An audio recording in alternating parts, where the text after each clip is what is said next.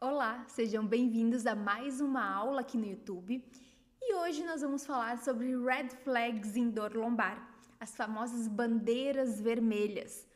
Hoje, dia 18 de outubro de 2024, é o dia do médico. Então, estou gravando justamente um assunto que nos relaciona tanto com essa profissão médica, que tanto nos auxilia aí no dia a dia, né, dos pacientes com dor crônica.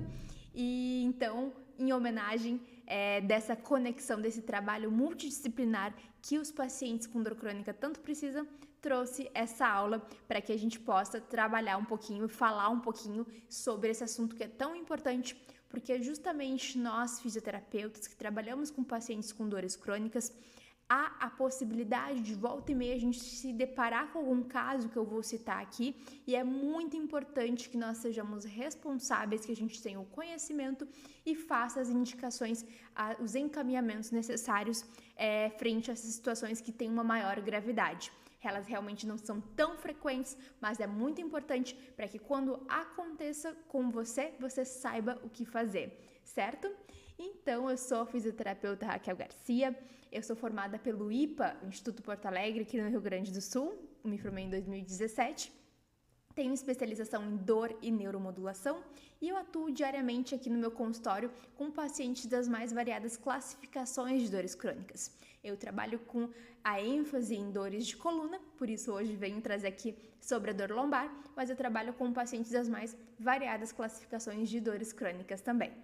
Mas vamos lá, vamos falar então o que são essas bandeiras vermelhas. São sinais e sintomas que indicam uma presença de gravidade. São sinais que nos ligam um alerta. Opa, aqui tem alguma coisa diferente. Que esses sinais eles podem exigir então uma intervenção médica imediata ou uma investigação um pouco mais aprofundada. Ou nós mesmos vamos seguir por uma avaliação um pouco mais minuciosa para entender melhor aquela situação, ou de cara, pronto, a gente já faz um encaminhamento médico, algum serviço de emergência, ou encaminha diretamente para algum médico, que é como eu comumente faço aqui no meu consultório. Mas qual a importância disso, né?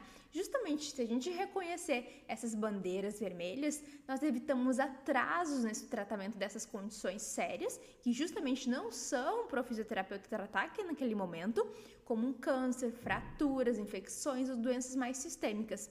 Então, nós, fisioterapeutas, que somos sim profissionais de primeiro contato, nós temos o dever de reconhecer essas bandeiras vermelhas e fazer as indicações, os encaminhamentos, quando a gente estiver frente a um paciente que naquele momento, então, não seria caso do tratamento fisioterapêutico, certo, pessoal?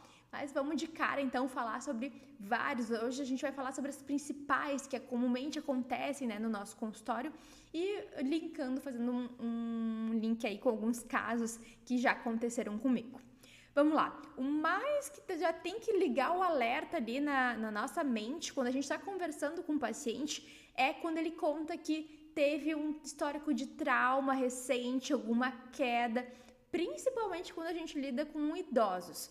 Em todas as idades é importante a gente fazer um rastreio disso, mas o alerta fica maior ainda quando a pessoa já passou dos 60 anos.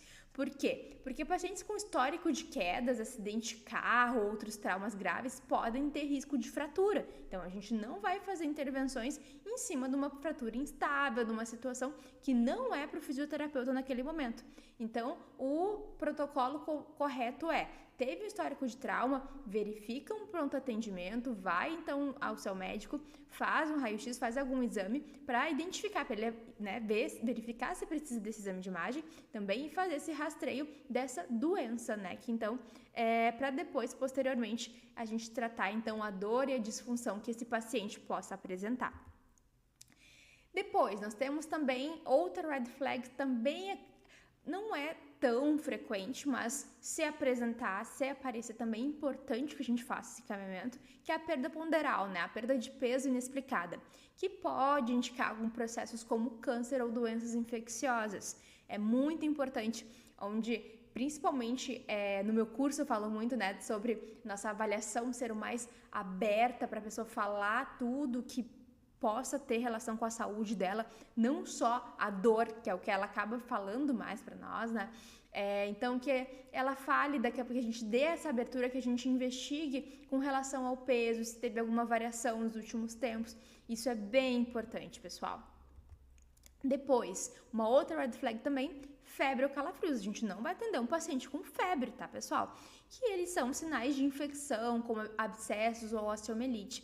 Principalmente pacientes pós-operados, isso aqui é bem importante que a gente tenha esse cuidado, né? Essa inspeção ali também na ferida operatória, pra gente ver e sinalizar principalmente o médico que possa ter feito essa cirurgia. Isso é bem importante que a gente tenha esse contato.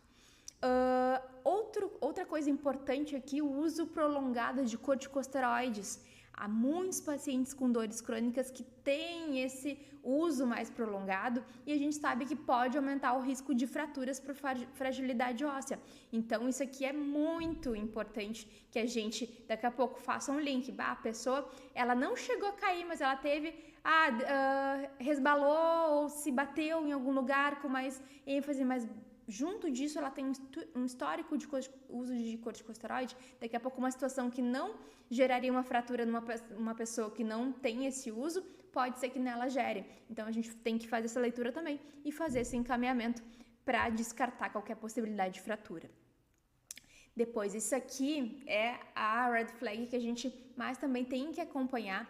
É uma pequena porcentagem dos pacientes com dor lombar que vão apresentar, então, esses sinais neurológicos progressivos, a perda de força, principalmente, depois eu vou falar para vocês de uma situação específica, que é a síndrome da caldequina, mas esses déficits neurológicos progressivos a gente tem que acompanhar. Nós temos também esse respaldo de que algumas situações de hérnia de disco, sim, a gente consegue manejar de maneira conservadoramente, mas isso pode, então, indicar essa compressão na medula e que, às vezes, pode evoluir para uma situação de síndrome da caldequina. A gente tem que ter os critérios certinhos para a gente saber e acompanhar o tempo de permanência desses sintomas para que a gente possa encaminhar ou não, tá?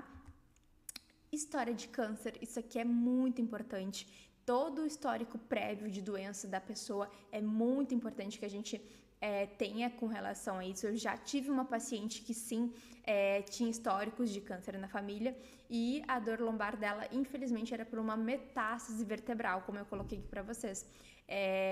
Nós conseguimos, junto com o encaminhamento médico, tudo mais, fazer essa avaliação bem precoce e o resumo do caso foi bem positivo, então, justamente por ter feito esse diagnóstico precoce. Então, é isso, pessoal, eu sempre falo, né? Eu fiz, inclusive, no meu Instagram essa semana um post sobre por que a pessoa deve procurar um fisioterapeuta especializado, né, na área quando ela tiver dor nas costas, principalmente quando os sintomas persistirem, porque a região lombar é a região para uma série de é um sintoma de uma série de coisas que podem estar acontecendo. E é nosso papel, enquanto fisioterapeutas, fazer então essa avaliação cinético-funcional, entender o funcionamento daquela região e fazer o descarte também dessas red flags, entender esse caso e fazer os encaminhamentos necessários, porque sim, às vezes a gente pode estar à frente de uma situação que não é uma dor mais a ver com alguma questão de mau funcionamento, e sim de uma doença que seria, então, necessário um encaminhamento médico. Então, aqui está que eu falei para vocês a questão da síndrome da caldequina, que é uma evolução, então, que seria essa dor lombar com uma perda de função vesical ou intestinal, que também, às vezes, há a presença da anestesia em cela ali na região do períneo, e deve ser considerada uma situação de emergência. Eu já atendi um paciente que foi bem característico isso, eu já vinha acompanhando o sintoma de hérnia de disco dele, a gente vinha manejando uma dor que foi aumentando progressivamente, não foi respondendo positivamente aos manejos com a fisioterapia, com terapia manual, com os exercícios de preferência direcional, e ele chegou um dia no consultório falando que ele estava com as partes íntimas anestesiadas e que teve perda de xixi, que então me ligou o sinal de alerta. Ele saiu do meu consultório, no próprio consultório eu consegui ligar para um médico de confiança que eu indico aqui em Porto Alegre, ele já recebeu esse paciente no hospital, ele já ficou internado e era uma véspera de feriado, ele já precisou entrar para a cirurgia que foi necessário. Então, foi uma situação bem com evolução muito rápida e que foi identificado, foi feito o encaminhamento rápido, então diminuindo o sofrimento, diminuindo possíveis sequelas, inclusive, que pudessem ficar. Isso inclusive foi... eu lembro que eu tinha pouco tempo de formada ainda, estava estudando, iniciando os meus atendimentos com pacientes mais complexos, assim, e eu lembro que me assustou bastante num primeiro momento, mas ficou aí cada vez mais a necessidade de a gente sempre se aprimorar e para justamente quando chegarem esses casos, a gente saber o que fazer e ter um desfecho positivo como foi o dele. Questões de infecções espinhais também, tá? Pacientes com fatores de risco como imunossupressão. Das classificações de dor crônica é a dor crônica pós-câncer, né? Então, alguns pacientes que ainda estão em processo de quimioterapia, daqui a pouco tem essa imunossupressão, é bem importante que a gente identifique isso e faça essas correlações. Histórico de cirurgias recentes, como eu falei para vocês, o uso de drogas injetáveis também precisam de uma avaliação médica urgente. Então, a gente tem que entender. Eu já atendi um paciente que chegou aqui queimando em febre, eu já vinha tratando a dor lombar dele, mas ele evoluiu, foi uma situação que, apesar da dor ser característica também na região lombar, ele já vinha com histórico de anos de dor nas costas mais mecânica, que era o que eu tratava, e ele iniciou com uma pielonefrite, com uma infecção renal. Então, ele também teve dor lombar, me procurou, porque ele relacionou que então era eu a profissional para tratar da dor, né, naquela região.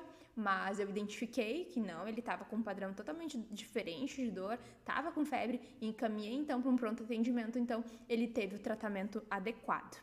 É muito importante isso, pessoal, porque justamente quanto mais especializados nós somos em determinada área, assim a maior probabilidade das red flags aparecerem pra gente, né? Então, elas são sim a minoria dos pacientes com dor lombar.